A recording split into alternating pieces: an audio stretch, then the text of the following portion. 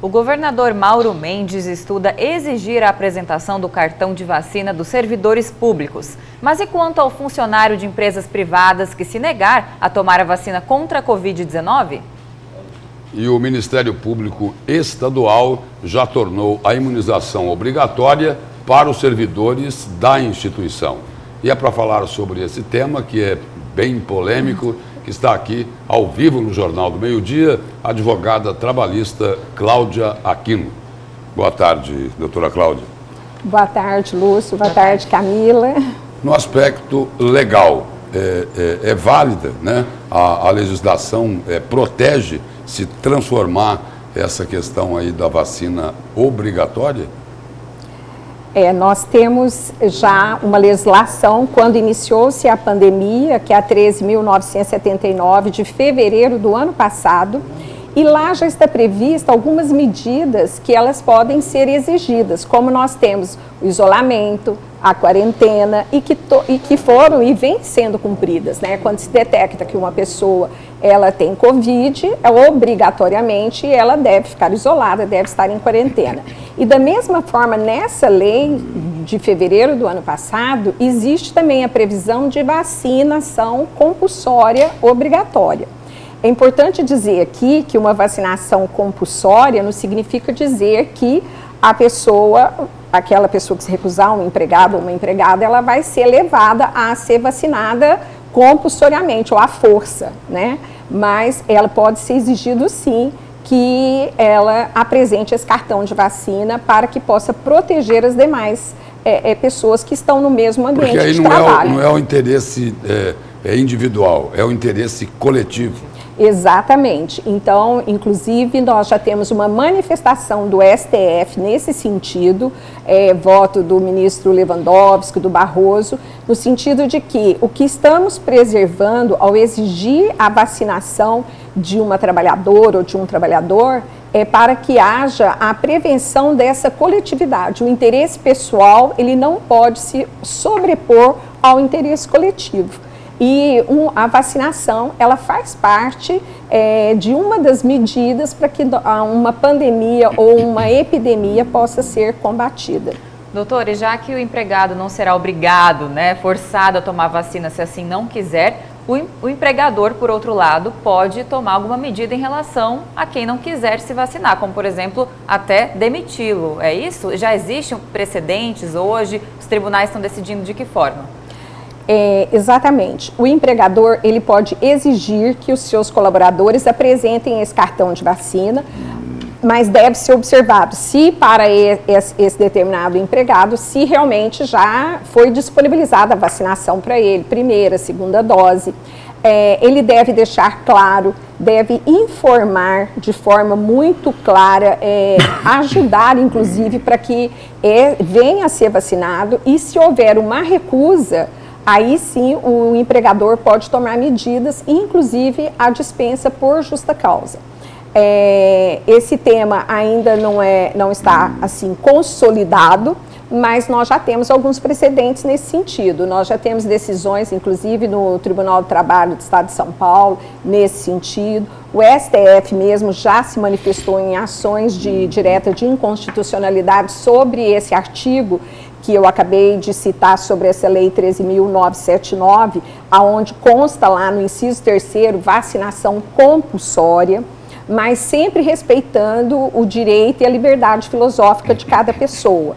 Mas isso não impede de haver uma compulsão indireta, ou seja, não permitir que frequente alguns locais. Ela vai ter que assumir as consequências da decisão que ela tomou. Exatamente. Enquanto indivíduo. Enquanto indivíduo. Eu posso tomar uma decisão de que eu não quero me vacinar, ou por ideologia, ou porque eu não acredito na ciência, etc. Não interessa quais são esses motivos, é um direito da pessoa, mas em contrapartida vai assumir essas consequências, como por exemplo, até assumir o risco de uma dispensa por justa causa. E a senhora falou em quarentena aqui agora há pouco, e é preciso ficar claro o seguinte: a legislação, as regras aí para essa pandemia têm que ser respeitadas. Por exemplo, nesse domingo a Anvisa entrou em campo, né, e acabou com o jogo do Brasil com a Argentina, porque não foram respeitadas as regras. Nesse caso aí, olha, quem vier do Reino Unido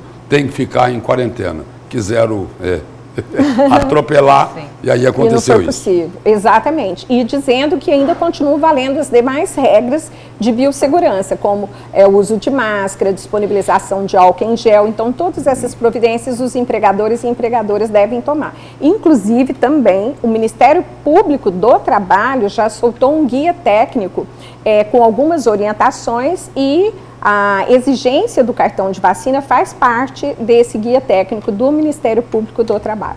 Doutora, e se o empregado, por exemplo, tiver alguma recomendação médica por alguma comorbidade da não necessidade de tomar essa vacina, de não dever tomar a vacina, mesmo assim ele pode sofrer demissão ou não? Aí tem que ser avaliado? Aí isso precisa ser avaliado, porque no caso existe uma justificativa com base, por exemplo, em um atestado médico, por alguma razão. Eu desconheço essa possibilidade, mas nós não vamos descartá-la, e aí, nesse caso, ela deve ser avaliada. Certo. E mudando um pouco de assunto, indo agora para a recente reforma trabalhista, né, que acabou não indo adiante, foi aprovado na Câmara, mas no Senado ela não foi aprovada. Por um lado, trouxe uma flexibilização, diminuiu certos direitos, né, para o trabalhador, como, por exemplo, a previsão de contratações sem seguir as regras seletistas, possibilidade do trabalhador não ter férias, mas, por outro lado, a justificativa foi de que isso geraria mais empregos, tornaria a viabilidade econômica das empresas maior, né, que foram aí prejudicadas, principalmente com paralisação de atividades na pandemia. No seu ponto de vista, essa reforma é necessária ou não? O Senado fez bem em não levá-la adiante.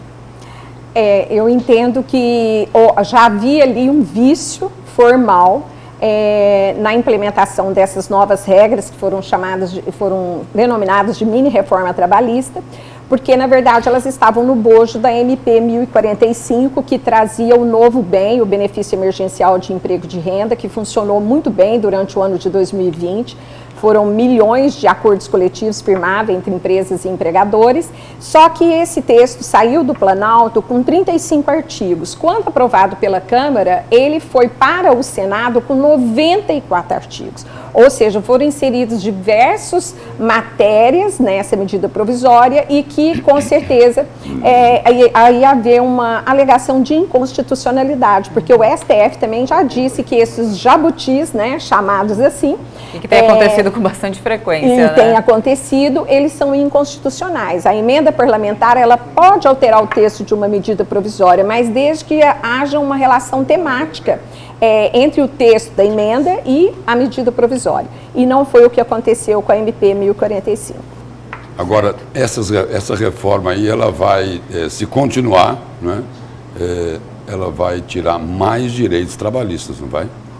Que essa proposta, ela vinha trazendo alguns programas, né, o Priori, o Requipe, que eram formas diferentes de contratações, buscando emprego principalmente de jovens ou de pessoas mais velhas que estavam desempregadas e trazendo mais facilidades nessa relação contratual. Mas agora, pelo menos nesse ano, o governo não pode apresentar uma nova proposta, porque ele já apresentou uma vez, e essa medida provisória agora ela foi arquivada, então durante o ano de 2021 ele não pode mais apresentar essas propostas que vieram aí. Certo, doutora. Mas, assim, do ponto de vista da senhora que está ali por dentro dos anseios dos trabalhadores, os defende, né, diante de várias, às vezes, violações dos direitos, essa reforma seria necessária? Porque a gente acompanha em alguns países uma flexibilização nas contratações. Aqui no Brasil a gente tem uma CLT de décadas, né, do século passado, aí, da década de 40, se eu não me engano, na época de Getúlio Vargas. Seria necessário que se modernizasse essas relações ou não? O Brasil ainda não está preparado para isso e o trabalhador deve ser protegido ao máximo? Eu acho que deve haver um equilíbrio, né? Nem ao máximo para o trabalhador e nem ao máximo para as empresas. Nós precisamos buscar esse equilíbrio nessas contratações. E esses programas, eles poderiam até funcionar. Algumas regras, por exemplo, elas trariam uma facilidade maior, né, para o empregador e, às vezes, até ao mesmo tempo, para aquelas pessoas que estão desempregadas. O argumento do governo é que, através desses programas, dessas facilidades, ele iria reduzir a taxa de desemprego. Existem pesquisas dizendo que em outros momentos em que houve que houveram programas que afetaram alguns direitos dos trabalhadores, não trouxeram a resposta esperada, que era diminuir o nível de desemprego. Então, realmente é uma questão polêmica, é difícil de nós sabermos exatamente qual que seria esse resultado. Obrigado pela presença e pelas informações aqui no Jornal do Meio Dia. Obrigada. Obrigada, eu que agradeço a oportunidade.